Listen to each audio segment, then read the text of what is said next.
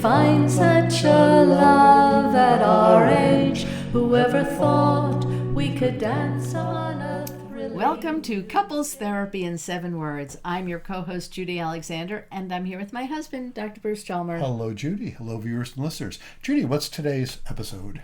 From hot mess to therapist, an interview with Caroline Kobylinski. She was a riot. She's a lot of fun. She was a lot of fun, She is just great, and also very smart and very knowledgeable. Yeah. And we talked about we talked about humor, and you can get into discussions of humor that aren't humorous. That's true. And this was not. This was a discussion of humor that was pretty funny. So yes, it is. It was just a lot of fun to talk with her. Yes. So hang around and check out that interview. And before you do that, I can't resist pointing out, although nobody's going to see this before this, but I'm going to say it anyway. You have a book signing in 2 days. By the time you folks see this, it will have been in the past. It will have been. So you can't make it to this book signing because you're not going to see this even before or hear it before it is. It's on September 14th, 2025, and we're recording this on the 12th. But it's just really exciting that you're doing that, and I think you should talk about your book. Okay, I think I'll do that since you brought it up, but even though you can't go to Barnes & Noble in South Burlington, Vermont, you can still get a copy of The Blue Tent, Erotic Tales from the Bible by my alter ego, Laria Zilber, my nom de smut. If you will. Yes. My nom de erotica. Nom de erotica. And it is beautiful erotica. It is beautiful erotica. I mean, and for those watching, and I think we have a lot of viewers and listeners who are actually quite religious and mostly Christian, even though we're Jewish, Right. This is not a religious podcast per se, but there's faith involved. Comes up. And so occasion. For those of you who are sort of traditionally religious, who are what would be the word? Perhaps horrified. There's the word at the concept of biblical erotica. First of all, I respect that. If you don't want to read explicit, descriptions of sexual stuff, don't do that. But if you are okay with that, you might discover, first of all, what I think you will discover in reading what you did, Judy is very well versed in Torah and Midrash. Those of you, look it up, folks, if you don't know what those terms are. That's what Google is for. And the stories there reflect that deep knowledge, and not only deep knowledge, but deep respect and deep love. Love for the text. Right. So this is not in any way sacrilegious approach, at least from our point of view. Well, the whole Bible is this one begat that one begat that one. They had to be doing something to be getting. That's true. And also a lot of not only the explicit text in the Bible, but a lot of the Midrash. It's just accepting the fact that their sexual lives are part of what's interesting about them. And so, you write that, and it's really fun erotica to read with a partner. Let's just leave it at that. So do check that out. Got my books too, by the way. I have one I'm working on that can I say I'm almost done? I'm not almost done, but I'm almost done. I'm getting there. I'm getting kind of in the home stretch of it, and I will have more to say about it. I will say, as I've been saying in the last several podcasts, I am actively looking for people who would like to be readers of the pre-publication version. The book is called The Passion Paradox, and the subtitle is something like When You Feel Miles Apart and Still Love Each Other. And so that's a sad situation to be in, but if you are in that situation, I especially invite you to just drop me a line. And Judy, tell folks, how can someone drop either one of us a line? Wow. You can go to our website, ctin7.com. That's CT for Couples Therapy, in the number 7.com. Yep. And that will get you to a contact form, and you can just let us know whatever it is you'd like to let us know. So let's get on with our interview, and we'll see you on the other side. Our guest today is Caroline Watson Kobylinski. Caroline is a trauma therapist who believes therapy should actually help you feel different, not just talk in circles. Growing up in emotional chaos, she battled depression, substance use, and spent months in residential treatment after high school. Later diagnosed with bipolar 2, she fought her way through eating disorder recovery, toxic relationships, and ultimately became a caregiver for her sister in law during a devastating battle with stage 4 cancer, grief that reshaped her life and work. Now a licensed professional counselor supervisor and trauma specialist, Caroline runs CWK Counseling, where she helps clients untangle the toughest knots: complex trauma, addiction, eating disorders, caregiver burnout, and grief. Caroline, welcome to Couples Therapy in 7 Words. Absolutely. That makes me sound so good. Well, indeed. Yeah, it is kind of cool, right, to hear that sort of read back to yourself. It's like, oh, wow, Yes. a I lot of think, stuff. oh, wow.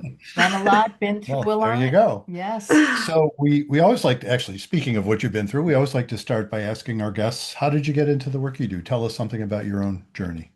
Yeah. So, growing up, I had bipolar 2 disorder my whole life, and led to a lot of emotional dysregulation. And so, kind of through coping with all of that, I developed some maladaptive coping skills, but really knew kind of from about the time that I was 18 that I wanted to do psychology. And my mom was like, "You're not going to be one of 50,000 kids that graduates with a degree in psychology and has nothing to do with it." So, went through kind of all of that and knew that I wanted to do something in the helping field. And so I actually thought that I wanted to do psychiatric nursing, and kind of go through that. And then I did a semester of nursing school. I did not want to be a nurse. And Uh, Sometimes it um, takes a semester to figure that out, right? exactly, Yeah. exactly. So I was kind of at a point in my life that I needed to decide, did I want to go to graduate school or did I want to get my teacher certification? I've taught and taken care of kids kind of my whole life. And so I decided to go with grad school. And so I went to a small program here in Texas, got a great education, came out of school feeling like through my own life experience that I was qualified to help people. And so I started working in substance use and dual diagnosis with young men that were treatment resistant chronic relapsers. And boy, let me tell you what, that was cuckoo banana worth of crazy. um, Trial by fire, I Real suppose. yes, eye-opener. Yeah. absolutely. Mhm. But it was there that I got to start working with families. And Mhm. so, families were part of our treatment team. And so I was talking with family members every week as well as doing weekly counseling with my clients. And so, I have a master's in counseling and a master's in marriage and family therapy. And so Oh, I think that really sets me apart from being able to have my client that's in front of me, because when I do couples work, I like to work with each of them individually and together. mhm. Because I figure out it's easier to figure out who the a-hole is in the whole situation if you have both sides and then you can see them together. So that's my preference. And so with my MFT, I've really gotten the privilege to work with a lot of couples as they, find their way back to each other. So that's kind Mm. of how I came to it here. That's right up our alley. I mean, of the two of us, I'm the one who's the therapist. Judy is actually a retired educator, so we're sort of covering Yeah. both of some of your experiences there. I'm curious. This is one of my favorite topics too, but you have been, I'm just looking at the notes I took. You've been outspoken about why some therapy leaves people worse off, not better. I'm just curious if you could comment on that. Like, where's that? Yeah. So in high school, I was a mess. I was self-medicating, and some stuff happened between my freshman and sophomore year that really derailed me and derailed my faith. And so I was seeing a therapist, and um, she ended up kind of verbatim telling my parents what I was telling her. And Mm, so, it was a huge betrayal of trust. And I knew at that point, I work with teenagers now. And that's kind of the first thing I tell them is I'm like, hey, you're my client. Like, if we're going to have to disclose something, we're going to talk about it with you and me first. And if you want to tell them, or me to tell them, or us to tell them together, really creating autonomy there.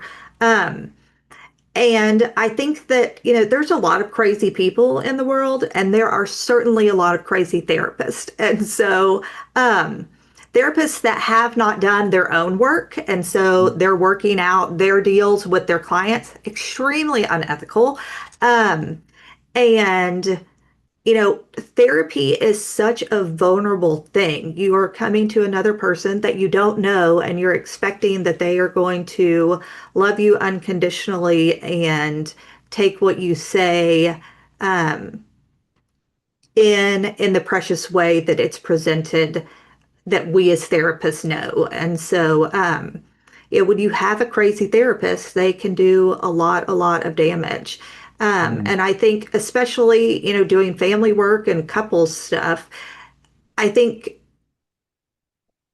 unqualified therapists can really create a lot of shame. And mhm. so, for people that are coming into therapy, usually shame is a part of their story anyway.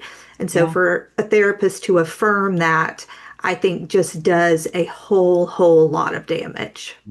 Yeah.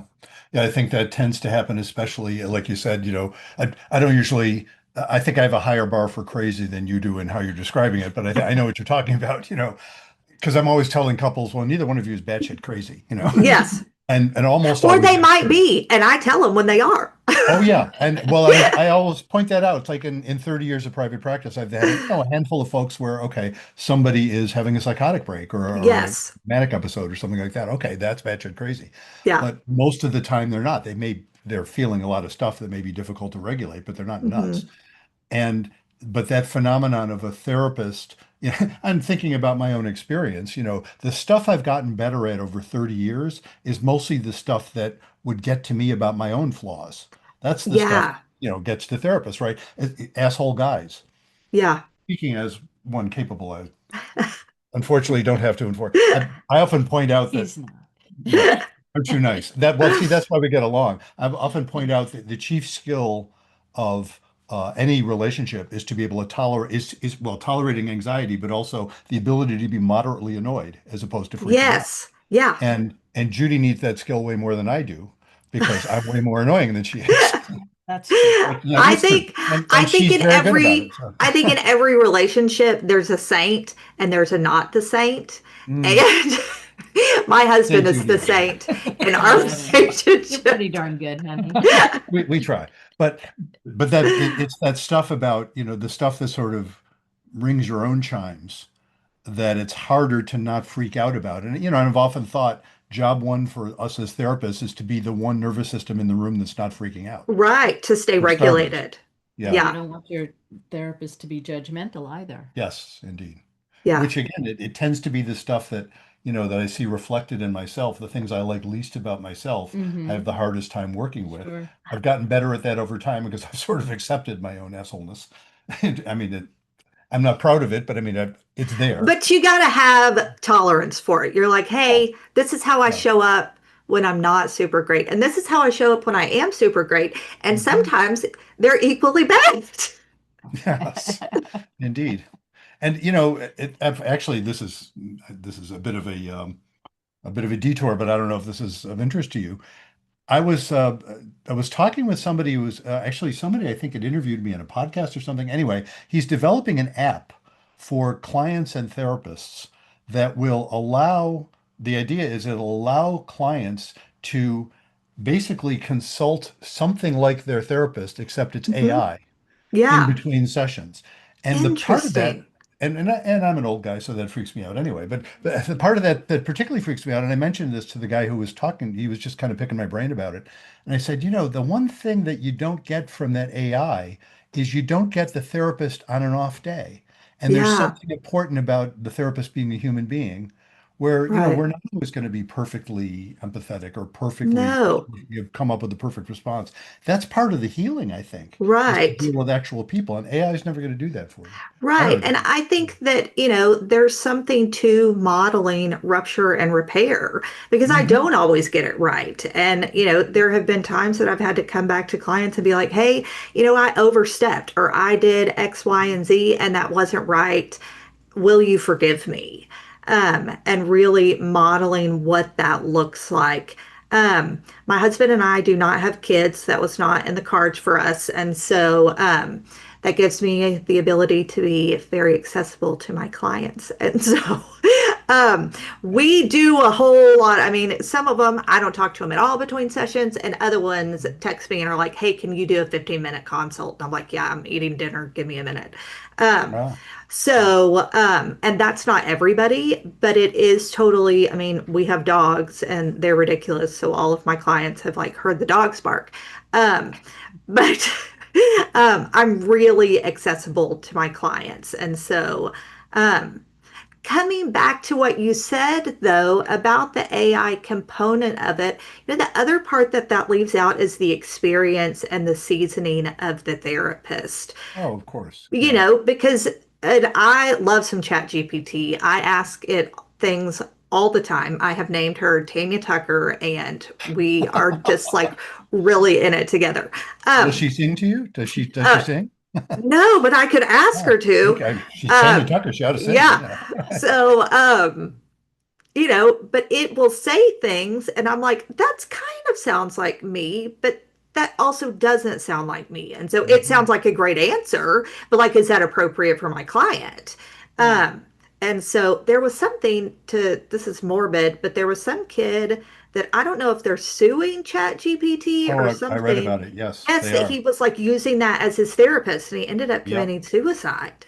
Yeah, Yeah. and Um, the ChatGPT gave him instructions, I and didn't it, know that was the whole deal. Okay. oh yeah, Oh, that I mean it was told him not to tell his parents. told him not to tell his parents. Oh, He was saying, "I'm going to leave the noose out so my mom sees it," and the quote unquote therapist ChatGPT said, "No, don't do that. Let this be the place where you're fully seen."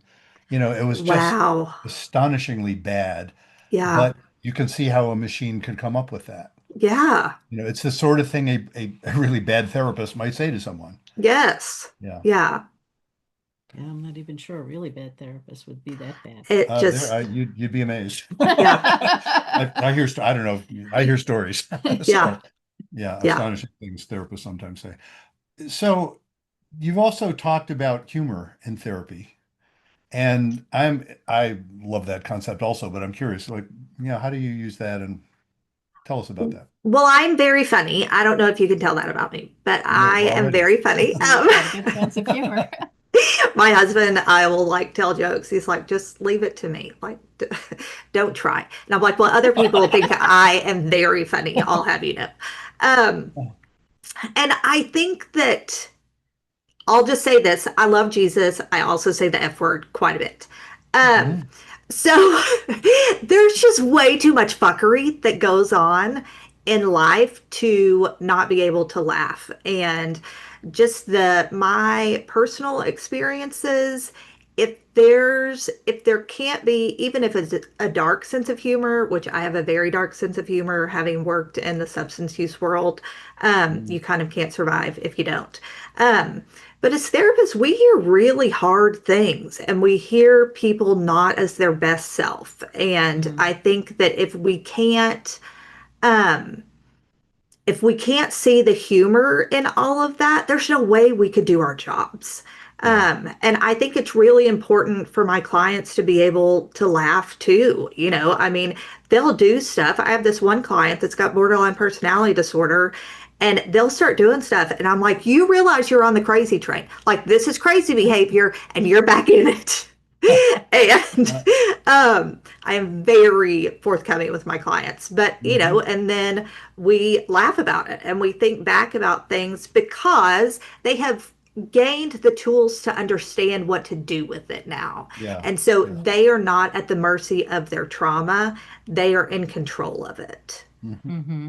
Yeah, I've always found it's an interesting fine line, although I don't seem to have that much trouble, navigating it between you don't want to be in a place where you seem unempathic and laughing at someone's pain.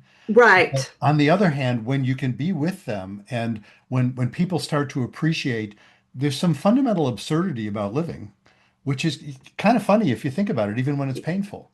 It's sort of Yes. like and this will come up just recently. Often this will come up with clients. Someone will they're working out stuff that they've been having difficulty with, and someone will say, well, how can I handle it? It was a couple the other day, and the guy was it was a man and woman. The guy was saying, how can I handle it when she sort of freaks out about this? Sometimes she'll tell me, don't follow me, but what she really wants me to do is follow her. And sometimes she'll tell me, don't follow me, and she really means don't follow me. And how am I supposed to know? And I say, I have the perfect answer for you. There is no perfect answer. You Yeah. won't know. And they laugh, but it's true. They Yeah. won't know. But just knowing that they don't know, or I'll tell you something else. I just recently made this up. It's going to be in my next book. Uh, The meta serenity prayer. You know the serenity prayer, right? That's Yes, absolutely. in the substance abuse world. So what I'm adding, let me recite it. Of course, I'm sure you know it. God grant me the serenity to accept the things I cannot change, and and courage to change the things I can, and the wisdom to know the difference. Brilliant, beautiful. The meta serenity prayer is yes, and God grant me the serenity to accept that I can't always tell what I can change and not yeah. change, and the courage Yes. to act anyway, because that's Yeah. really what and that's pointing out that sense of, oh, I don't always have to get this right because I can't possibly always Mm. get it right. And I think Right. that often lightens a burden for people. Absolutely. And I think with couples, they're so um right because there's no I can't remember who it talks about, but tabula rasa of like nobody comes into this world a blank slate. And so Yeah. you marry somebody who has this whole life experience coming in, and they've got all their family dynamics and all of the crazy that goes on there, or the function. But even in functional, there's crazy. And then you've got this person over here that's coming in with all of their mixed bag of stuff. And so Mhm. I think, if couples can't find a way to find the humor in the dysfunction, they're going to have a really, really hard time coming through that. And I mean, just because also what we know about laughing and the way that it changes our brain and all of that kind of stuff, the bonding that happens during laughter. And so I think if we can help couples get to a place where they're at least starting to laugh at the insanity, then we can build momentum there. Yeah, indeed. Yeah, one of the things I saw that you noted that love feels more like a wrestling match than a Hallmark movie like that. Why is that? Tell me more about that. Well, love is just really messy. Uh-huh. Um, because again, you're coming in with two people that are trying to merge together um, in a way that nobody knows really how to do it. Because even if you've been married before, I guess unless your spouse has passed away, you know, when you get married, you don't know what you're doing. When you get remarried, what you were doing on some level wasn't working.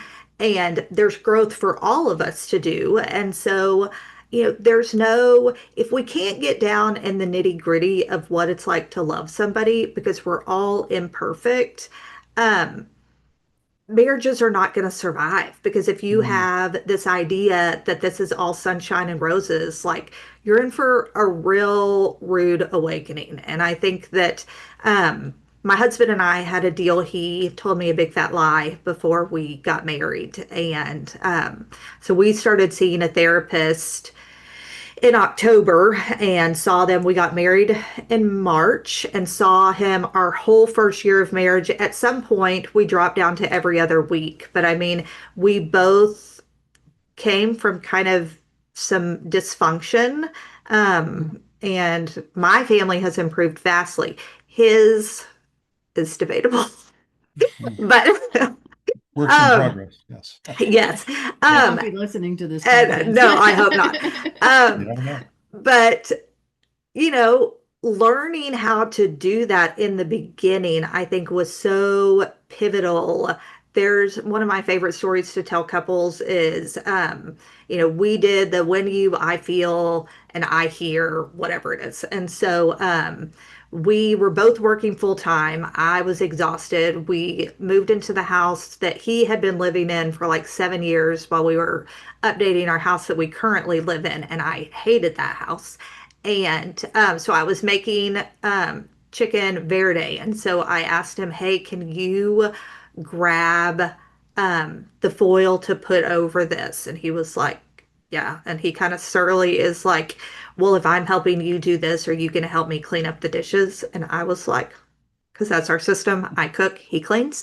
Um, and the Recognize that. longer, yeah, the longer I was going on, the madder I was getting. And I can remember it like it was yesterday. I was putting the um, Monterey cheese on it, and I stood up and I was like, when you say that I need to help you clean the dishes, what did I say? I feel rage because I feel like you don't think that I work as hard as you do. Mm. And he was like, no, I'm just really hungry and I'm really tired. I don't even remember saying that.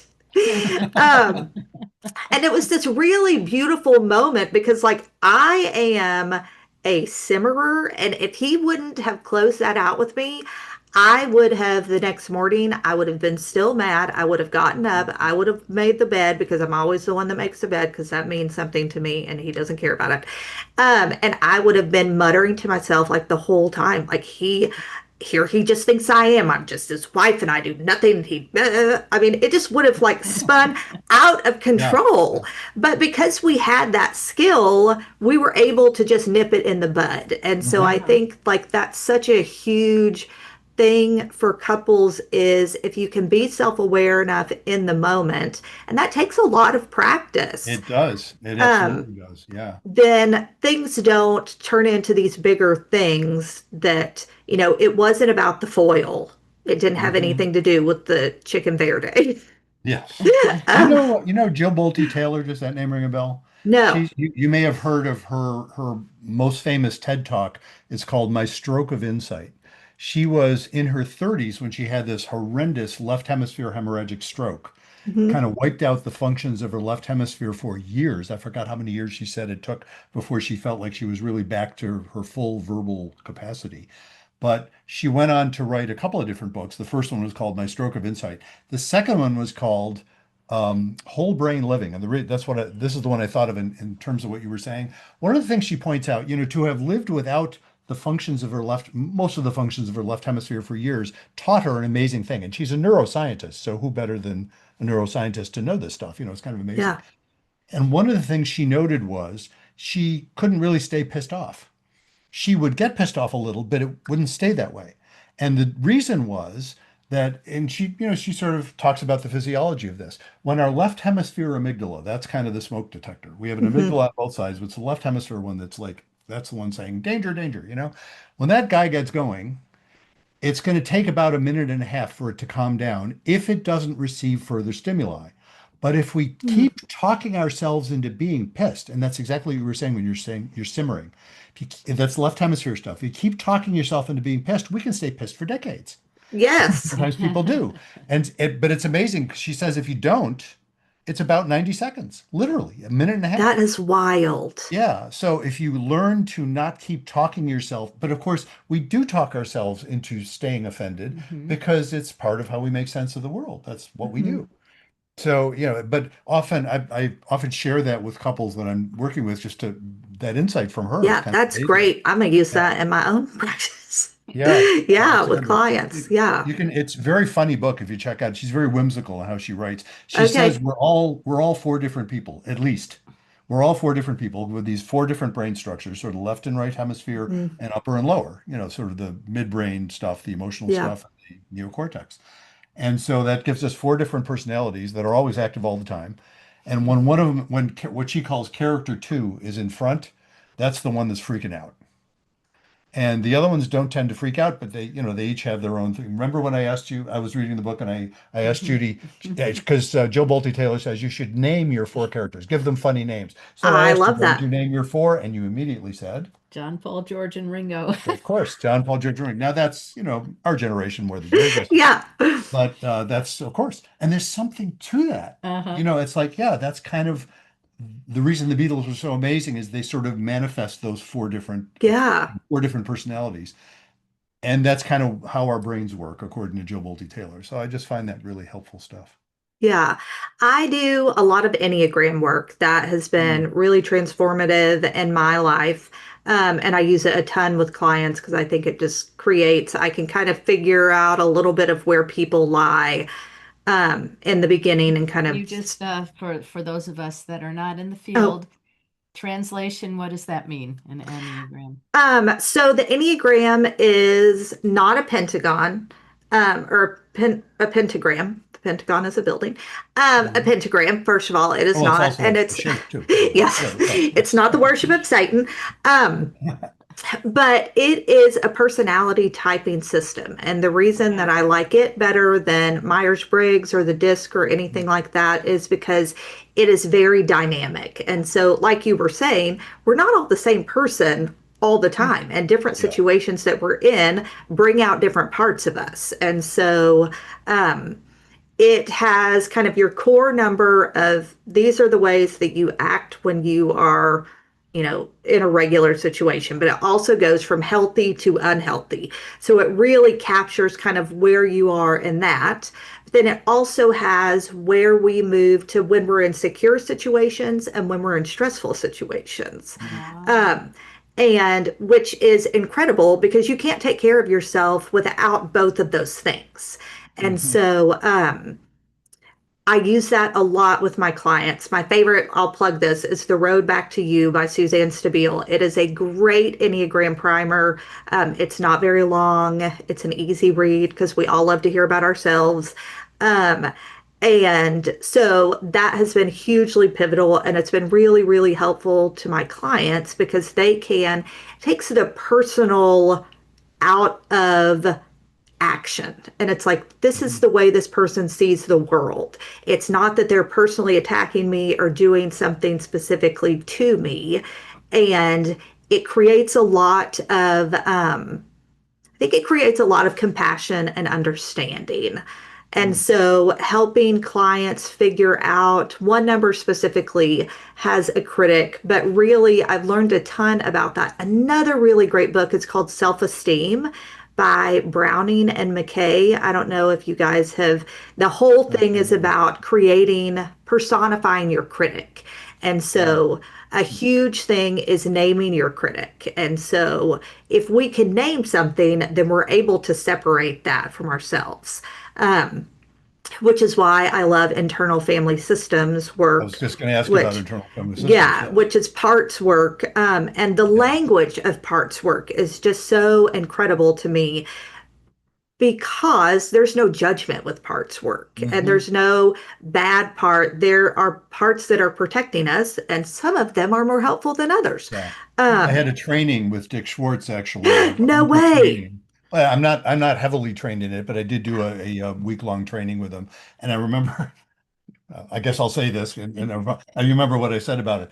It was probably the worst organized course I've ever been in. And I was coming back. It was one of these summer courses, like half of the day. I would come back to Judy and I would say, "God, that was so bad." And yet, it was really sort of almost against my will. I was thinking, "But damn, I'm learning a lot." Ugh. It was so annoying. I was learning a lot because he was kind of phoning it in. It's like he's Yes. the guru, and he was just kind of giving these random examples, and it was just utterly disorganized. And yet I was learning a ton. It was really cool. Yes.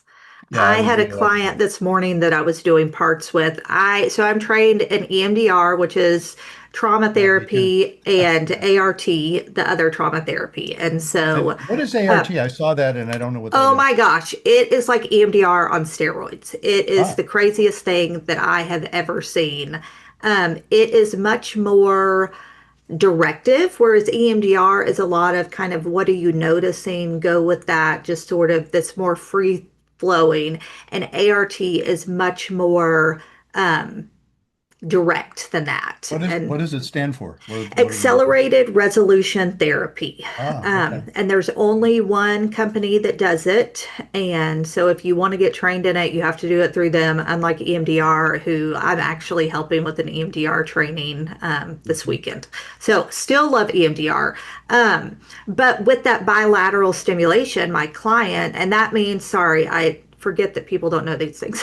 um, how much do you Use the guys? hand buzzies and use the Yes. yes. So there's buzzers that go left and right, and so the thought is when there is trauma, and tell me if you've already explained this to your people. When there's trauma, our amygdala goes into overdrive. And so those memories get fragmented in the way that they're stored. And so if the right side hemisphere is pictures and the left is words, when there is trauma, those things get separated. And so then at night, when the hippocampus is going through its thing of like what's important, what's not important, and really kind of putting the books on the shelf of the library, because those memories were not flushed out in the moment, they get fragmented in the way that they were stored. And so, does that make sense? It does. I had not heard that explanation. It's a long time ago. I got, well, how long ago did I get? Like It's probably 12 20, years? no, more than that. Yeah. Close to 20 years ago, I got the MDR training. But it was, and then I don't think there was a clear physiological understanding of exactly why the hell it works. Yeah. My understanding has always been much more sort of operational. It's like, well, what it seems to do, and this is what Francine Shapiro sort of discovered, kind of stumbled onto it, it seems to interrupt the panic cycle. It gets in the Yes. way of the panic cycle so that you can then have that curative experience of you can go to the memory, but the memory is no longer dangerous. The event's going, Right. the memory isn't, because you can visit there without panicking. So what the Yes. bilateral stimulation seems to do for people is it prevents the panic. But Yes, that's absolutely. interesting. I hadn't heard in terms of sort of fragmented memories. Um, Interesting. so the bilateral is working that kind of taxing that working memory. It's